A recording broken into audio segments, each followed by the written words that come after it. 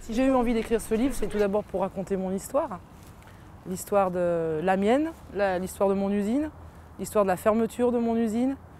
Et montrer un petit peu, expliquer dans le livre justement la façon dont on nous a mis dehors. Et ne pas accepter l'inacceptable, c'est écrire, pour que tout le monde le sache. Aulnay, c'est une usine qui a été sacrifiée. Et on s'aperçoit que c'est des milliers et des milliers de personnes chaque jour qui sont foutues dehors. Au nom de quoi, je ne pense pas qu'on soit capable de nous le dire à l'heure actuelle. C'est quoi? Du capital, de l'argent. On ne représente plus rien. C'est montrer ça aussi, c'est écrire ça. C'est qu'on n'a plus aucune valeur. L'être humain n'a plus aucune valeur. Et dans ce livre, moi, je tiens à témoigner de ça. Les entreprises aujourd'hui, ce qu'on veut, c'est qu'elles fassent de l'argent et au détriment de l'être humain. Alors dans cette usine, j'ai passé exactement, mais alors pratiquement mois à mois, 10 ans. 10 ans où j'ai tout donné. Tout donné, tout espéré. Et puis pour au final me retrouver sur le carreau. On ne nous appelait pas usine d'excellence pour rien. C'était l'usine pilote, c'était une usine de référence. Parce que la qualité des ouvriers ici dans cette usine faisait que, oui, ils étaient parmi les meilleurs.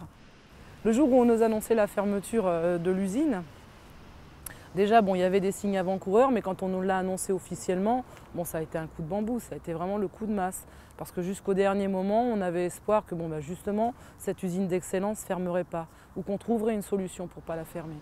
Aujourd'hui, on parle beaucoup du coût du travail, on nous dit qu'on coûte trop cher. C'est encore les ouvriers qui payent les pots cassés, c'est encore eux les vilains petits canards. Voilà, on coûte trop cher. On coûte trop cher, mais par rapport à quoi on coûte trop cher? Voilà, c'est ça moi que j'aimerais qu'on me dise. Par rapport à qui? Aux Chinois, aux Hindous, aux Tchèques. Et le coût de la vie en France, il est trop cher aussi. Donc maintenant, moi, on baisse le coût de la vie, il n'y a pas de problème, on peut baisser mon salaire. Mais à l'heure actuelle, c'est plutôt l'inverse qui se passe. C'est que le coût de la vie devient de plus en plus cher. Et moi, on voudrait que je travaille pour moins cher aujourd'hui. Voilà. Voire gratuitement s'ils pouvaient le faire. Je sais pas si on vend bien, si c'est un argument de dire qu'on ne vend pas assez de voitures en Europe. Personnellement, j'en ai pas l'impression. Là, dernièrement, on nous a annoncé que PSA remontait, que tout allait très bien.